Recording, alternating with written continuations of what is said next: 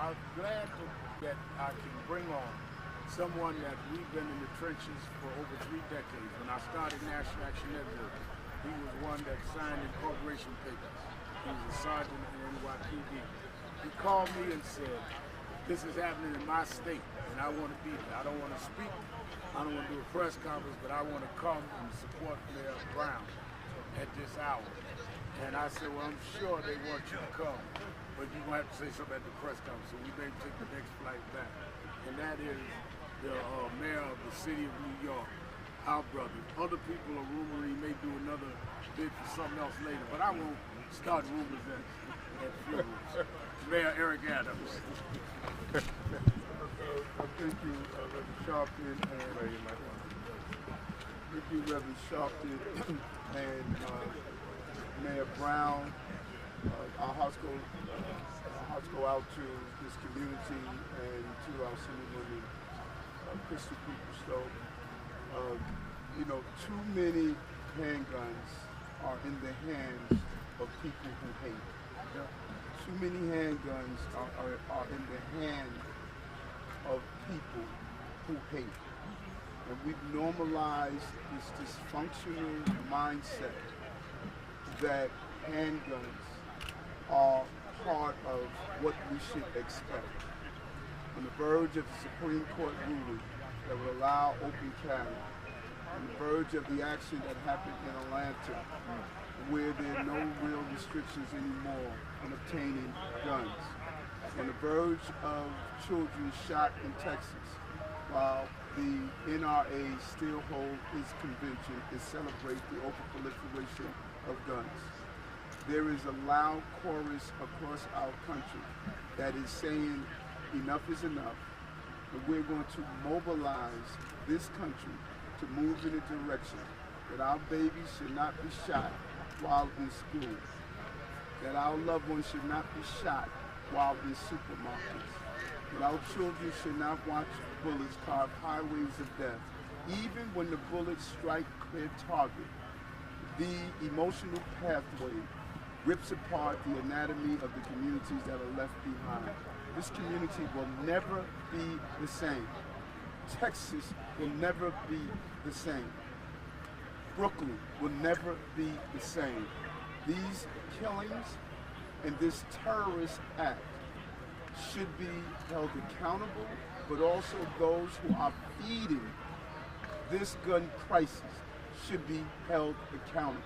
They are co-conspirators to the destruction and the pathway of destruction that has engulfed our nation, from Chicago to Los Angeles, to San Francisco, to Detroit, to New York. It's not only what happened here in Buffalo, New York, but it's what is happening on Buffalo Avenue in Brooklyn and the Buffalo Avenues all across our nation. That's why I'm here in solidarity with the mayor who has been vociferous of dealing with this sickness of the overproliferation of gun violence. And we're going to continue to mobilize together, and we won't be silent. We won't be silent. We are stating clearly, in the spirit of Miss Whitfield, that this is not a moment that will pass by losing this mother in this manner. This is a moment reigniting our spirit to fight this crisis in this city, in my city, in this country. May we hear from Crystal People-Snow. Thank you. I am heartbroken. I've known the Whitfield family. I grew up in the Amy Zion Church, much like they did, and because it's a connectional church, I spent a lot of time as young people and adults worshiping together. I clearly had a great relationship with the former commissioner of the fire department, but my heart is actually broken for all of the people who lost their lives at the top, on Jefferson, that I fought long and hard to get because it was a food desert. And in a sprinkle of a couple of bullets, it is a food desert again. So there is no way that we will walk away from this without a lot of hurt, without a lot of pain, yes, but with some clear direction that has to change. That market must open. There must also be other economic development on Jefferson Avenue. It's a commercial strip. This is happening, by the way, at the same time that the Restore Our Community organization fought for almost 20 years to restore a highway that literally divided the community 4 blocks from where that market is. There has been $1 billion designated to recover that, to reconnect that community. So we're going to add that, and we're going to add the work that we have to do on Jefferson to rebuild the community to the way that it used to be before other people came in and decided to destroy it. We didn't remove the parkway that went down the middle of Humboldt. We didn't do that. It was the evil and wicked that Reverend Sharpton talked about in the service that did that. We didn't destroy what happened at Top 10 Lives. It was the wickedness that destroyed that.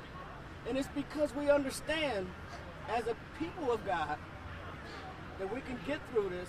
We will get through this with a lot of determination. And at the end of the day, Buffalo is going to be built better because the east side of Buffalo is going to be built better. And lastly, let me bring on a man that has stood in the gap for all of us. I call him the Attorney General of Black America. Yes. Good. Reverend Al, Mayor Brown, Mayor Adams, and certainly Assemblywoman Stokes.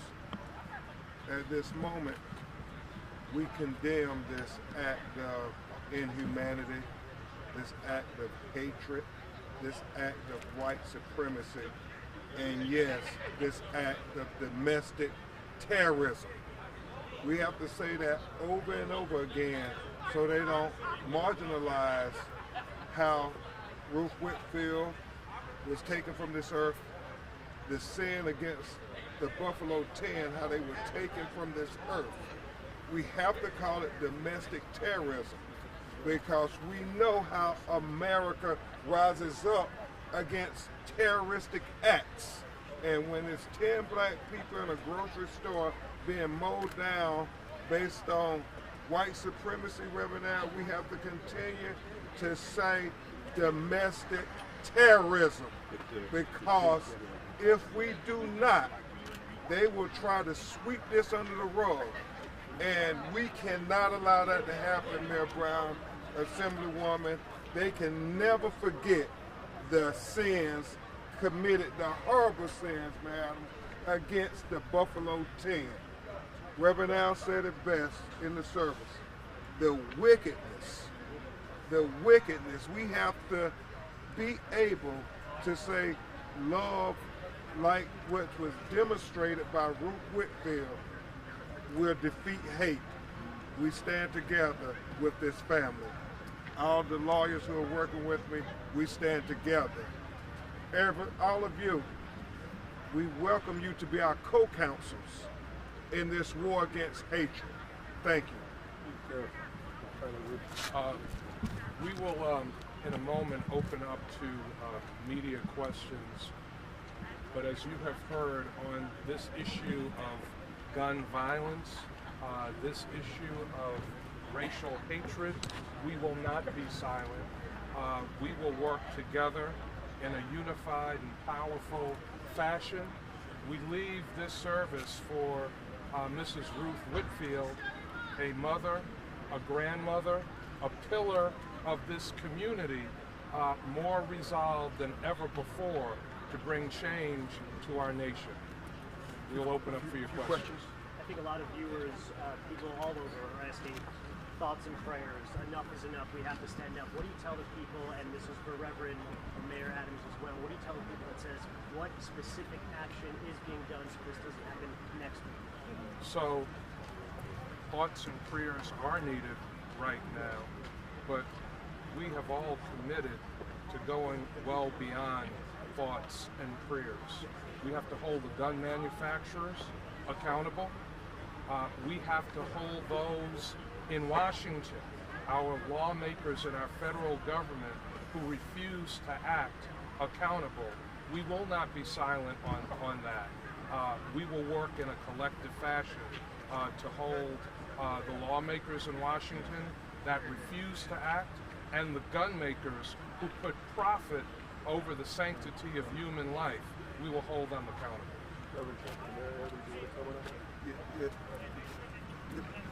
Because I think your question is a good one. What are the specific empowering things that we can do? Number one, I said it in Brooklyn when we found several guns in our schools. We want to empower parents to be partners. Before a gun hits the street, it is in someone's book bag. It is under someone's mattress. What are the indicators for that? Look at social media. What is the type of social media your child is looking at? How to be a part of this. Law enforcement should not be the only one that's dealing with this violence. We need to empower communities and parents to play a role in this and give them the tools to do so.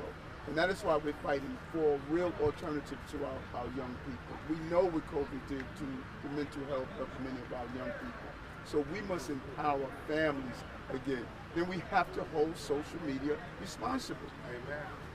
We have the algorithms. If we have the algorithms to remove Trump off of Twitter, then we can remove violence off of Twitter. The social media companies that are allowing the indoctrination of young people across our country with this violence, that's the hidden hand to this. And so we need to bring them in, and our laws must catch up to what social media is doing to young people all over this country. Lastly, as the Mayor Brown stated, Washington must do more. The overproliferation of guns. We took 2,900 guns off the street since I've been mayor, yet there's an endless flow. There's an endless flow with ghost guns. The laws are not keeping up with the creativity of people who are putting guns in the hands of our young people. Can I just add one thing, sir? I know you didn't direct the question at me. Whoever wants to. Come to the microphone. Whoever wants to. But I think it is a good question. And on the floor of the legislature last week, I said to my colleagues, and by the way, I'm speaking mostly to my Republican colleagues, who I respect. But I told them, I don't want your thoughts or your prayers. I want action. Now, I need you to stop opposing opportunities to keep guns out of the hands of people who shouldn't have them. If you're not willing to do that, then keep your thoughts and prayers. Let somebody pray for me who makes a prayer happen. That won't make a prayer happen. Let me say in specifics that as soon as this happened on Saturday before last, the head of the Anti-Defamation League, head of the Asian American Alliance, head of National Urban League, and I joined together in calling for a White House summit on hate crime. And we are in discussions with senior staff of the president. Why? Because we want to lead toward legislation on how we deal with social media. We want to deal with legislation in terms of federal, just as we had the president sign a presidential order, the executive order the other day that replaced what could have happened with the George Floyd legislation. It's not legislation, it's executive order, so we still need to make it legislation. He can do executive orders around the things that both Mayor Brown and Mayor Adams addressed. So we specifically are moving toward that. We've announced that. And I think the presence of the president in Buffalo right after it happened and the vice president today shows how serious this is. The issue of gun violence and hate must be major issues in the midterm elections. Mark. I wanted to follow up on that. What did the presence of the vice president mean to you today? The president's traveling to Buffalo, the vice president being here today in Buffalo shows the importance of these issues at the highest level of the American government, shows the resolve on behalf of the Biden-Harris administration, the seriousness that has to be applied to these issues. The question's been asked about thoughts and prayers. The president being here and the vice president being here shows a resolve for real action, and their time with the families really provided real comfort to the families. I was able to, with Governor Hochul and Vice President Harris, address the families, seeing the vice president, spending time with the families, comforting them. It meant a lot to those families that the president was here and the vice president was here. Their healing is going to be hard, but to know that their president and their vice president care and intend to do something to prevent this from happening to other families meant a great deal. Tara? How long was that interaction with the vice president, approximately? It was a significant interaction with the vice president and the families that were here. The vice president took time one-on-one with each individual family, talked to them, answered their questions, listened to things that they wanted to see change, and the vice president spent particular time with the children of the families that were here, because she knows the trauma that the children are feeling and experiencing, and encouraged the children to talk about what they were feeling and to share with the adults in the community what they were feeling. So it was a significant amount of time. The moments spent with each family by the vice president were very powerful. And we're not far from the Northland Training Center. You talk about economic... Let me just say this on terms of me. She met with the Whitfield family and then met individually with other members of the families. So she did not only meet with the Whitfield family, she met with them and then about a half hour or 40 minutes.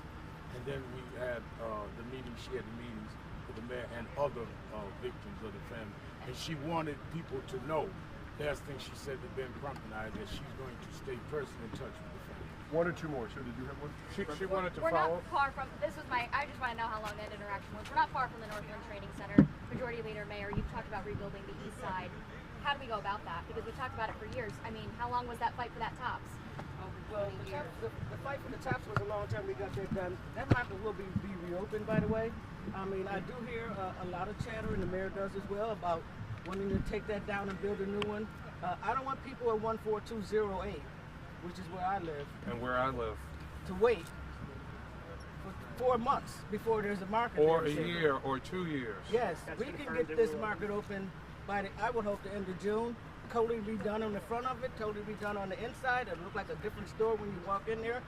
And that's what TOPS has committed to that's what doing. they've committed to. That's confirmed. It's going to That's reopen. confirmed. Yes, it is confirmed. And the 33, by the way, is in this year's budget. It's $1 billion for the capital resources for it, and $30 million to do the EIS study. Mayor, can you talk about Northland? Northland is designed to train 350 people a year in advanced manufacturing. It is working. It is a partnership between the state of New York and the city of Buffalo. $75 million invested for a comprehensive workforce training center. They're young people that live in this surrounding community that have graduated from Northland in the one-year program, starting at $35,000 a year, and in the two-year program, some starting at $75,000 a year or more. So that we've already started the process of rebuilding this community, of building the East Side. But like Reverend Sharpton said, in the church, we need government at every level to direct as much resources as possible to the east side of Buffalo. But more than just government, we need corporate America to realize that there is a market here, that there is money to be made here, and invest on the east side of Buffalo. One more. Reverend Sharpton, talking for 1080 now. I do understand, with the gun violence laws, but, we've been had our knees on necks, we've been chased down, we've been mowed down.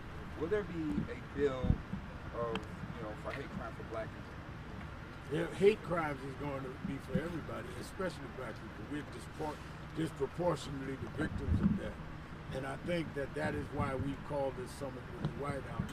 And we stayed on them until he did this executive order on George Floyd. We're going to stay on this hate crime situation. We are absolutely disproportionately the ones that are victims. But we need to do both and. Like I said in the sermon, that I agree with Mayor Adams, that we've got to challenge others and penalize them for hate, and we got to challenge ourselves. Even if you're down and not responsible for being down, you're responsible for getting up. Thank you, everybody. Thank you. Thank you. Thank you. Just one